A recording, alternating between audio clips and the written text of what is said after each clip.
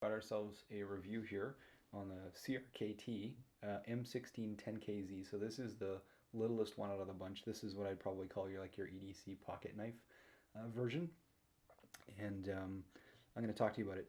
I'm going to tell you that on the website, on paper, all that stuff, it looks like a pretty cool knife. But I tell you what, in real life, I'm pretty disappointed with it. Yep.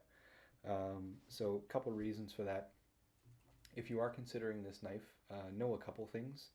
On the website, any pictures they show, it certainly looks a lot bigger than it really is in real life. And I'm just going to show you a couple things. So this is what you call a flipper knife.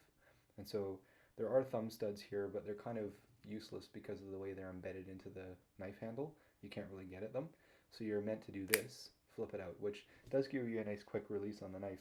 But I'll tell you something. What they made this out of here is really abrasive. Like, you know, when you first get a knife and you're usually playing with it for a little while and you're, you know, flipping it open, doing that kind of thing, this is going to start to wear down your finger.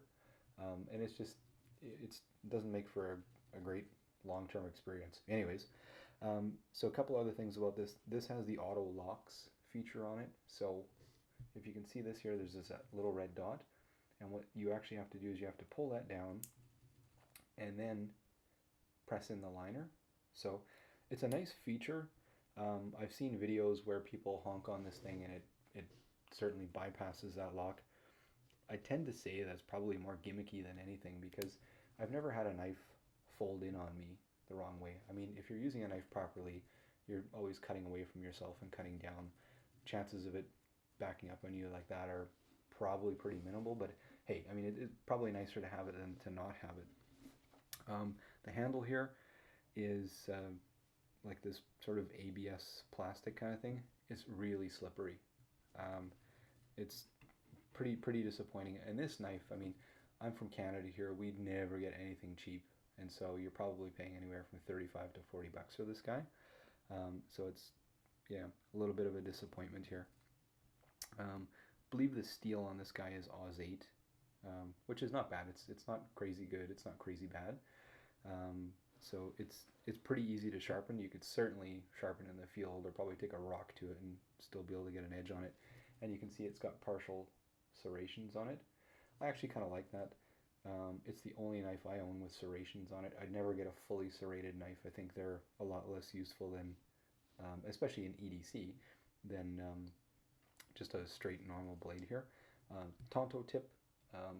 If you listen to any of my reviews, you'll find that I love Tontos. I'm super in love with them. They're just a really great design. I think they look good, but the other thing is, oftentimes you find, you know, you're using your knife as a pry bar, that kind of thing.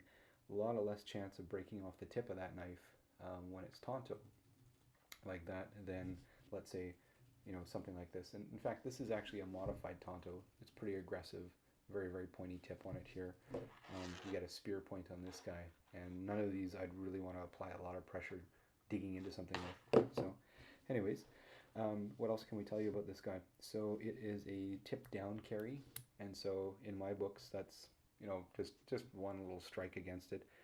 I'm a tip up fan. There's no lanyard hole on it, anything like that, so it's just, you know, goes straight into your pocket and that's it. One of the really annoying things about this knife is you've got this screw here that you can use to tighten the blade and get tension on it. And so you can see the wobble in it. If it's the least bit loose, yeah, see that? Not very great. You get that wobble. Now, problem is, and you can see I can tighten it with my thumb, as soon as you start tightening it with your thumb, or sorry, you tighten it up, you make the flipping out process a lot harder. So just to show you again, I can still have play and wiggle on that blade. And if I crank it down some more now, let's say, there we go, I gave it another quarter turn, and I go to flick it out, didn't even go. It simply won't go. So it's got to be loose. But the problem with this particular setup is you open this about 10 or 15 times, and it actually starts to unscrew on its own, and you'll find the blade getting all sloppy. And so it's got to be absolutely precise. So I'd say if you want to buy one of these things, you're going to have to apply some Loctite to the to that screw there. Otherwise, you're going to be constantly adjusting it, or you'll get an unpleasant surprise where it'll come off altogether and your blade will fall right out. Or what's going to happen, worse yet, your liner lock is going to go right past the blade, and then you're going to be in some trouble. And in fact, speaking of that, one of the other things about this blade, if you flip it out really hard, you can actually get that liner to go all the way over to the edge and almost touch the other side of the blade handle, and it's really tough to get it back. Like sometimes, once in a while, I've had to actually stick a screwdriver in there and pry it back. And so I don't know what was going on with CRKT's design of this knife, but there's certainly quite a few flaws to it. Anyways, some positive kind of things. I think it's a badass looking knife. For a little pocket EDC, you can see how big it is. Not a huge knife. I like the combined or the dual blade here. It's nice having this. I've actually found it pretty handy when I've had to cut into some rough stuff. Tonto tip on it for sure. You can see the finish on the blade. I'm not quite sure what that is. It's like a Teflon or something. It's certainly not any of the high-end coatings. It's already starting to come off, and that's not a lot of use at all. So the knife's going to get kind of ugly. I've almost considered just taking some 1500 grit sandpaper and just sanding it straight off. Anyways, that's all I got to say about this guy.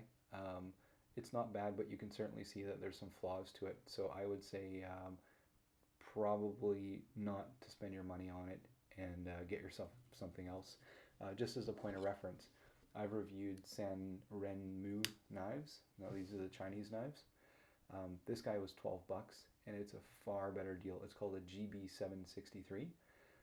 It's not a Tonto, but I love it because it's a nice fat blade here. I would certainly consider getting one of these over the CRKT. Anyways, that's all for today.